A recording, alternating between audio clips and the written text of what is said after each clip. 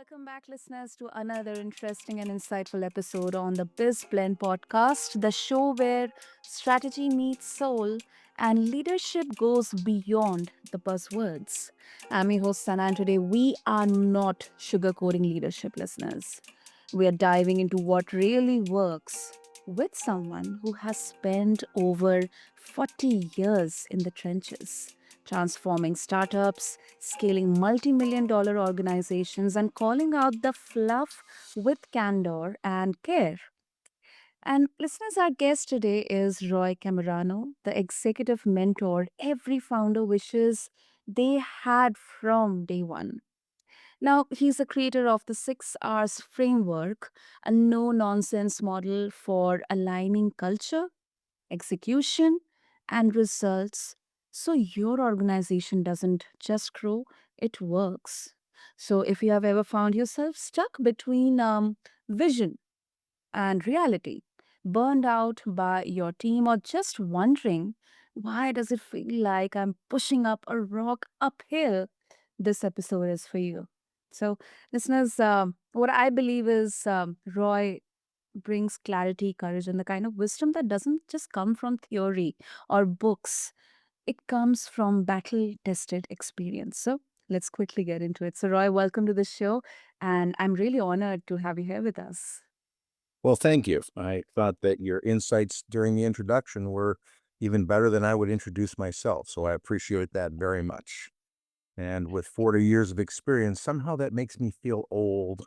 However, that's on the inside, I don't feel old at all. So I'm very happy to be here. So thank you very much.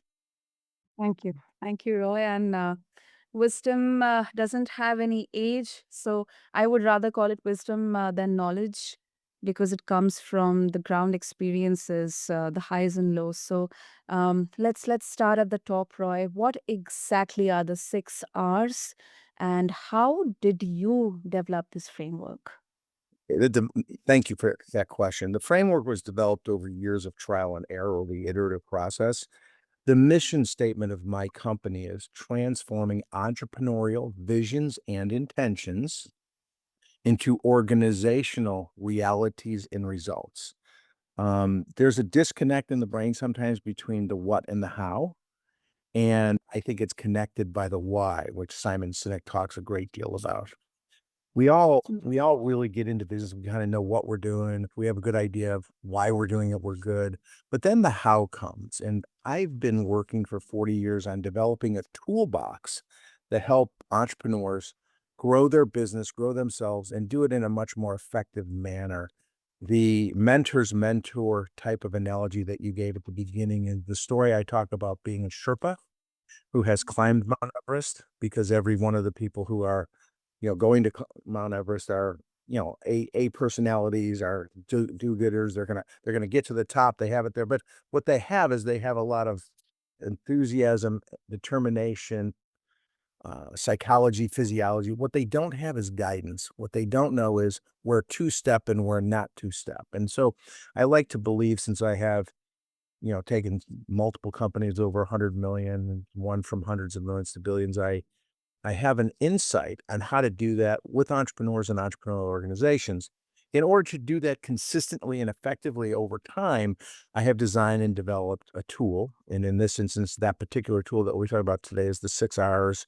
I also have the 6 E's, the 6 E's, the 6 A's, and I can go down that path, but that's going to be talked about in a book that's coming out later this year or early next year called The Entrepreneur's Toolbox. The 6 R's are very simple. Conceptually, the 6 R's are role, rules, responsibilities, relationships, results, and rewards. And if you look at that at an organizational level, I want to know, what is the role of the organization? What are the rules, the values of the organization? What is the responsibility of the organization to its people, to its vendors, to its community, to its customers? What is the relationship that it wants to have with its employees, its community, its vendors, society in general? What results are you specifically looking for from your organization? And then ultimately, what are the rewards, right? If you were to make an investment, what kind of rewards are you getting, whether it's economic or emotional or whatever it is that's important to you and what you determine a reward is. So during the development of the 6 R's, really clearly defining the role of the company. And then once you define the role of the company, you have to define the role of each of the departments within that company. Once you do define the role of each of the departments, you have to define the role of each of the individuals within that department. And if you look at then the rules, because people who are in accounting will have different accounting rules than people who are in sales, who will have different sales rules. So what you do is you have a very clearly defined way in which people understand what's expected of them and what their contribution can and will be. Then when you get to the next responsibilities, this is really clearly making sure that people understand at a tactical level their job responsibilities Mhm. tactically, their social responsibilities, be kind, which is also a rule. Then the next R is what's called relationships. And virtually every internal issue within an organization, we find the failure point of the fourth R, a relationship.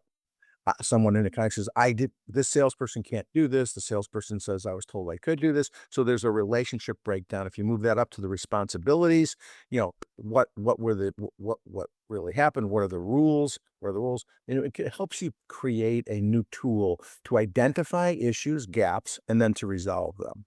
Then after relationships, obviously, is results. What did in this instance, what did the accounting person expect would be the result? What does the salesperson expect would be the result? So you have a clearly defined way of people talking about this with some rules of engagement.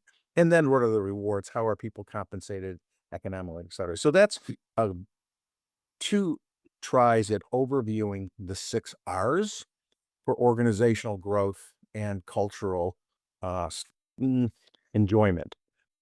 So, do you have any questions about how those work?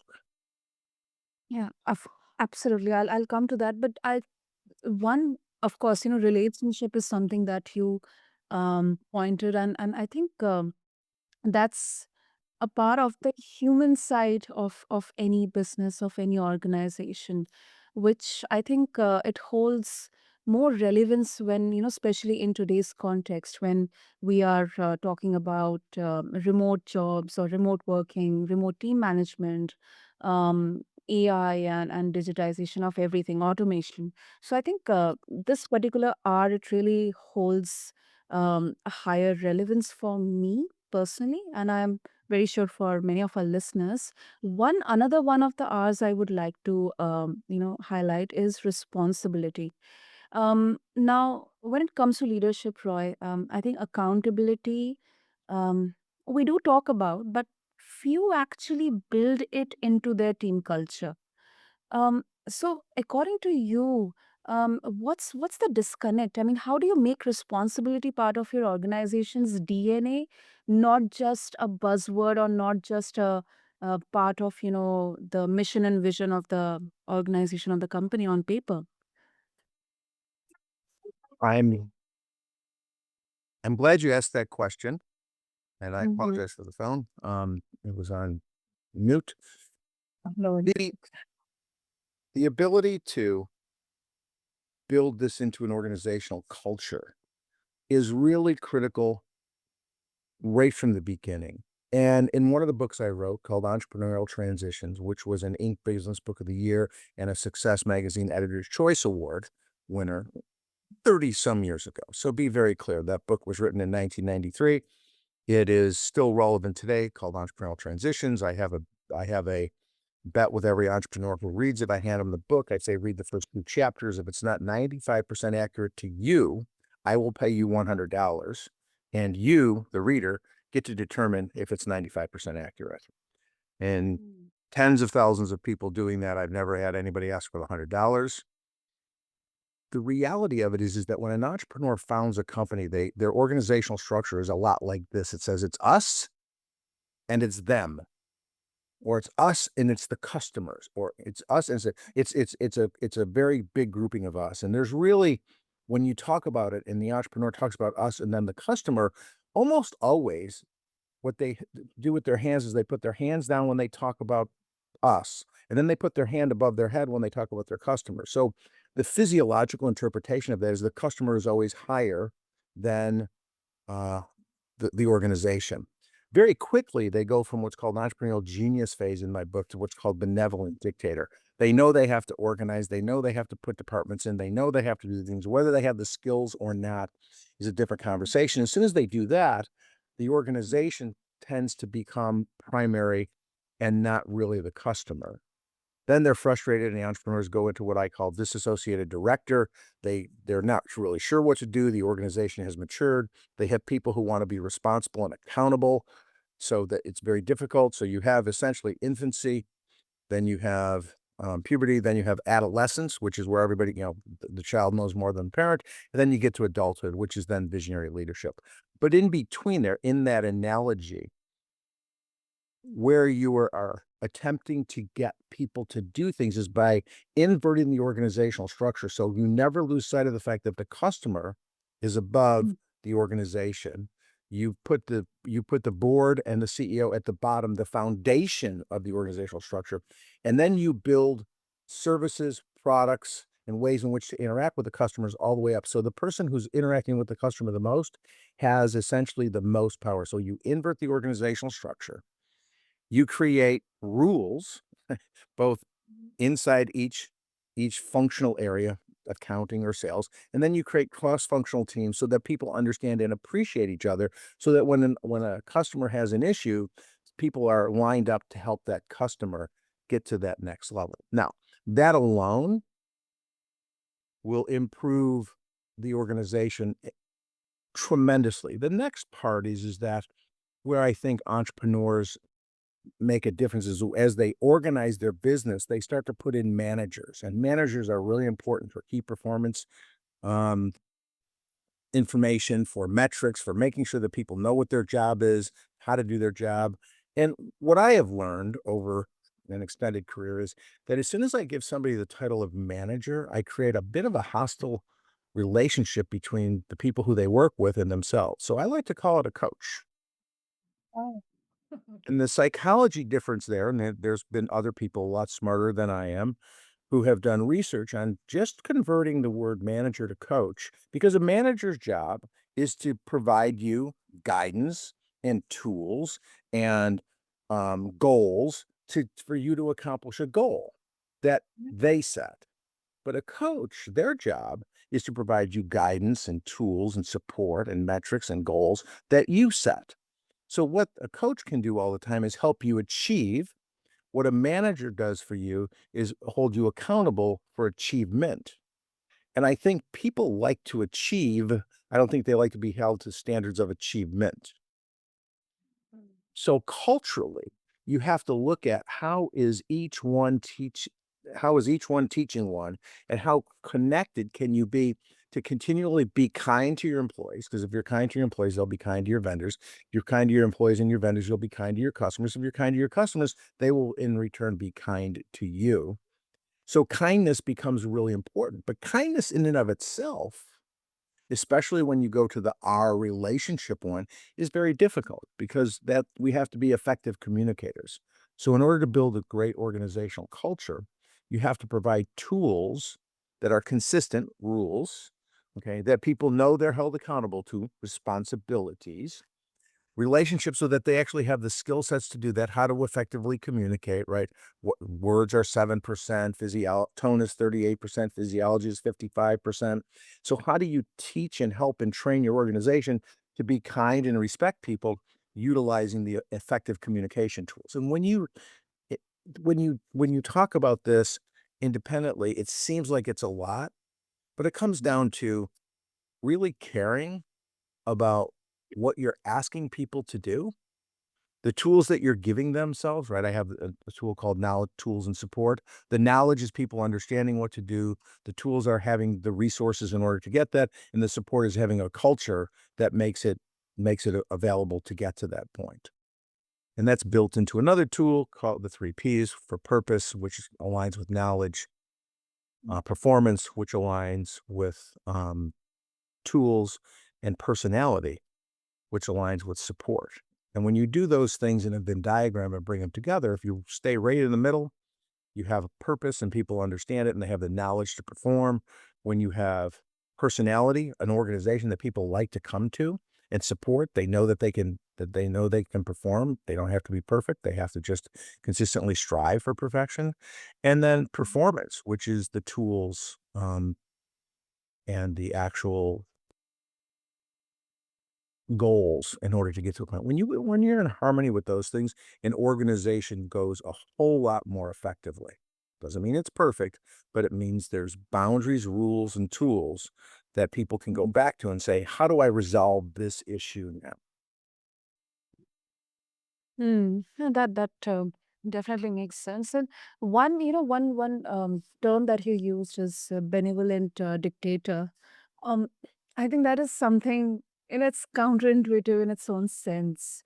But that kind of really piqued my interest because um that's sometimes, when specifically with responsibility and accountability, I think it's a hard pill to swallow, but it's probably the most important one. And it definitely starts at the top, as you mentioned. And we are honest, a lot of leaders, they're still learning how to model it. It in the book Entrepreneurial Transitions, I connect to um, the organization just through infancy, pubescence, adolescence, and adulthood, which is the 4 stages. But you have to remember that there's a big difference between a parent and a father or mother, right? Because you have the skill sets to be a father or mother doesn't mean you have the skill sets to be a parent. So there's an adaptation. So often, especially with first-time entrepreneurs, this is the first time they've ever had a company. And oftentimes they started out with a beautiful dream, a beautiful idea. And at the beginning, I call it the Yahoo, right? Everybody's Yahoo about what we're doing and we bond and we're together and there's no rules. But as soon as you start to have to duplicate this timely and timely and timely, then you have to add structure. And now you have to have this conversation of how do I add structure? And based on where the entrepreneur grew up, based on what the entrepreneur's lifetime experiences are, based on what the entrepreneur is trying to accomplish, it becomes a really important part of giving them an analogy or a metaphor that they can connect to. So most people can connect to the difference between a father, mother, and a parent and the different skill sets. And obviously, there's points where a parent, when a child gets to a certain point, may send them to school. They may not into, say, society with, homeschooling with the tools that are available, but traditionally they would send them to a school or another mentor for those people to grow and develop step by step by step over a 9-year, 10-year, 12-year curriculum of things that society believes are important. Well, organizations need the same thing. They need that ability to recruit really good people, orient them, making sure that those people have a clear understanding of what it means to be a team member in my organization, train, make sure they have the technical skills in order to do their job when I'm asked them to do their job in a pressure situation. Then education, how can I make them more valuable to the organization and how can I make them more valuable to themselves? And then retention. Now that we've invested a lot of money in these employees, how do we retain them? What loyalty can we get? And those 5 steps are what I call the STAR chart. It's another tool: recruit, orient, train, educate, retain. And one of the things that you must realize is that it's not only good for employees, recruiting, orienting, training, educating, and retaining, but it's also the same process you would use for customers. How do I recruit customers? Advertising, marketing, influencers, whatever it is. Orientation. How do I establish what a customer can rightfully expect from me, right? What are the rules of engagement for the customer in my business? Training. Yes, training. How do you train your customer to be a better customer internal to the organization? I'll talk a little bit more about that in 1 second. And then education. How do you design and develop ways and systems so that your customer can be a contributor to your business? And then retention. Obviously, the fundamental goals of business are to attract and retain customers so that retention becomes important. And the same thing with vendors. Now, I believe so much in the training portion that in 2005, I wrote a book with a co-author, Dr. Peter Holmbein, called Creating Do-It-Yourself Customers: How Great Customer Experiences Build Great Companies. And the reason why I wrote that book is because we were stuck in a situation where it was very, very, very difficult to bring people into an organization, have enough people to train them to be effective at working with customers. So my conclusion was get your customers to do more of the work. In the United States, 20 years ago, you would call an 800 number to make your plane reservations. Today, you just do it on your own computer. Banks, and there's the hundreds of examples of where people are utilizing with the use of technology have made it easier for their customer to do a job than it would be for that in a more cost-effective manner than it would be to have their employees do it. So that training becomes a really important part of how you grow your business, both for your employees, your vendors, and your customers. So that's the star chart: recruit, orient, Mm, train, educate, retain. mm. Brilliant dream educator leader. Right.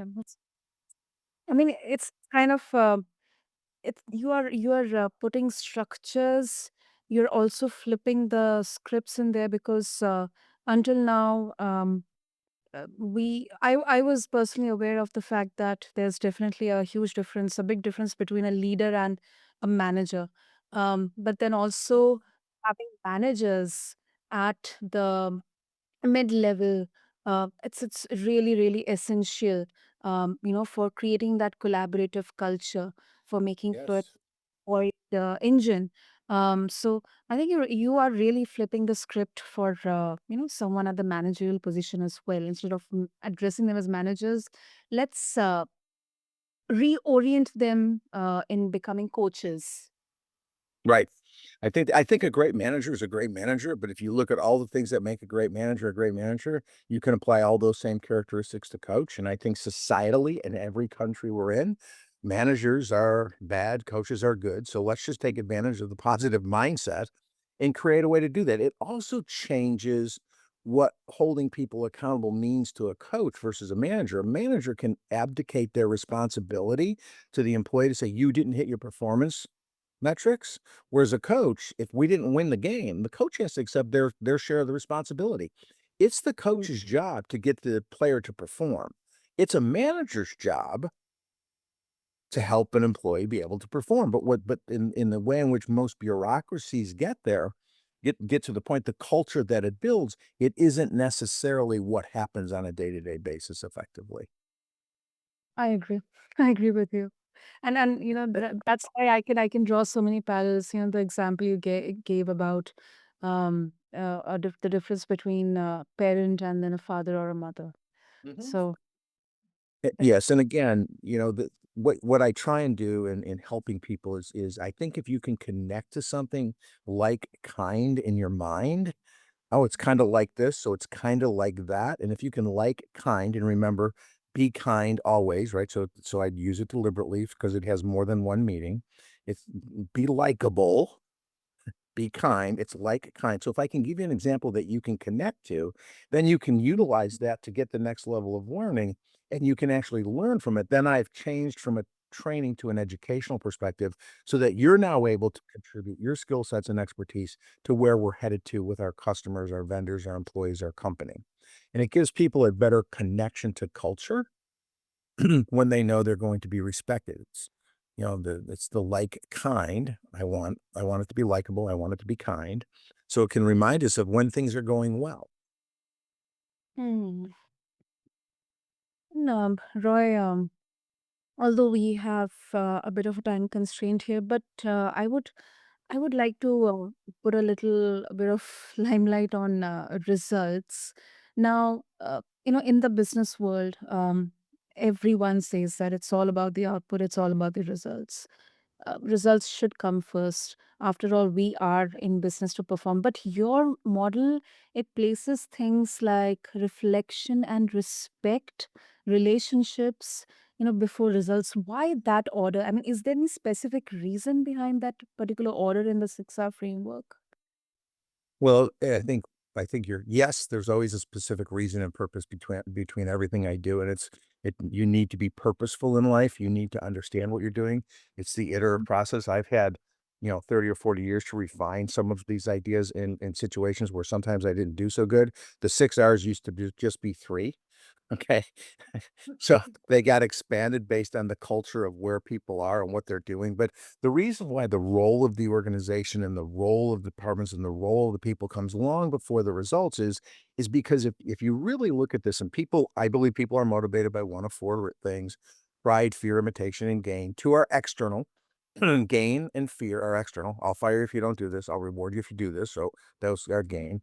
And then the internal mindsets of motivation are imitation and pride. And imitation is what allows you to walk, allows you to speak, allows you to have decision making because you imitated your parents primarily and then other people along the way. It's why actors and actresses are there, and it's why they use celebrities in advertising because it's imitation. I want to be like Mike. I want to drink coffee like George Clooney, whatever happens to be there. So imitation is utilized all the time. That's why the each one teach one becomes important in organizations. And culturally, if there's a behavioral culturally and people are used to imitating, you're able to use that as a trick. But what we really want in an organization is we want people doing things based on their pride. Not because you're giving them a paycheck, but because they're making a contribution. And this is that difference in the to-do to to-da relationship I talk about. Everybody has a lot of to-dos. How do you make those things to-das? Your attitude towards it. I have to go to the store and buy food for my kids. Oh, I get to go to the store. I get to find nutrients. I get to work with them. I get to create things for them. I get to feed them, and we have a great social time. It changes how we go about doing things. So the attitudinal shift becomes really important. The little attitudinal shifts of giving you an example of difference between a parent and a father or mother Mhm. was a like kind experience for you. You can understand that and move to that point. When the conversation between being a manager versus a coach, you can look at that and you can say, yes, I'd rather be a coach than a manager. And imagine if you put that into an organization culturally, how effective that will be over time. There's what I call a PITA score, PITA. And excuse me, but it's PITA stands for pain in the ass. If it has a low PITA score, people will do it. If it has a high PITA score, people won't do it. And oftentimes in organizational cultures, it's just too hard to make that change, which is why I encourage you to start out that way and then Mhm. transition that way in order to get to that point. But if you just make two of those changes that I gave to you today, which is like kind, oh, it's kind of like this, so let's be like kind, or I'm not going to have managers, I'm going to have mentors would be a good word, but a coach is about performance. So a mentor is about improvement and a coach is about performance. So, and a coach does have to be a good mentor, as and so should a manager. But I think the manager fails to understand their mentorship because they hold people accountable. They're not Yeah. part of being accountable. Yeah, that's an important distinction. And then, Roy, if our listeners they would like to explore further about the 6 hours framework and would like to connect with you and Mhm. get a hold of your book, what would be the best way? RoyCammarano.com, just my name. Um, I have some folks in the organization who will be glad to get you to look at my books, get you to look at my tools, gather your experiences, be part of some of our future events, hire us to be your consultants, whatever.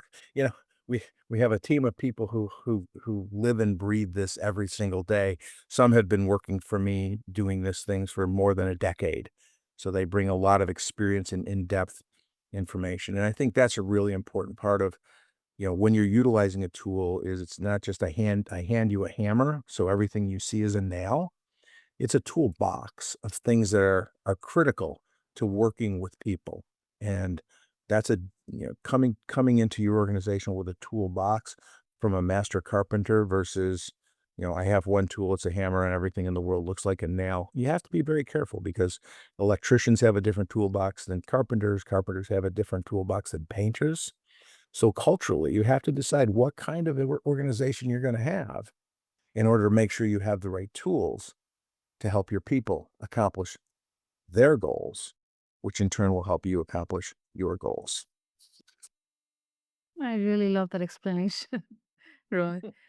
Wonderful. I'll make sure to have all the links in the show notes. And wow, I mean, this conversation was something beyond metrics, hustle, and it actually, we actually delved into the core of what truly makes an organization work. So, thank you so much, Roy, Thank for you. honesty, your wisdom, and for giving us all permission to lead from the inside out. No, that's a great insight on your part. Thank you for having me. So, listeners, if you are a founder, a manager, rather, I should say, if you're a coach, or even just someone who wants to lead your life with more intention, the 6 hours, they definitely offer something solid to stand on. And if this episode stirs something within you, don't let it fade. Revisit it, share it, reflect on it, and most of all, act on it. And to begin with, just refer to the show notes along with this episode on your favorite podcast app or platform. Connect with Roy, dive deep into the 6 hours and the further wisdom that he shares. And until next time, keep blending heart with hustle. Until then, this is BizBlend and I'm your host, Sana, signing off.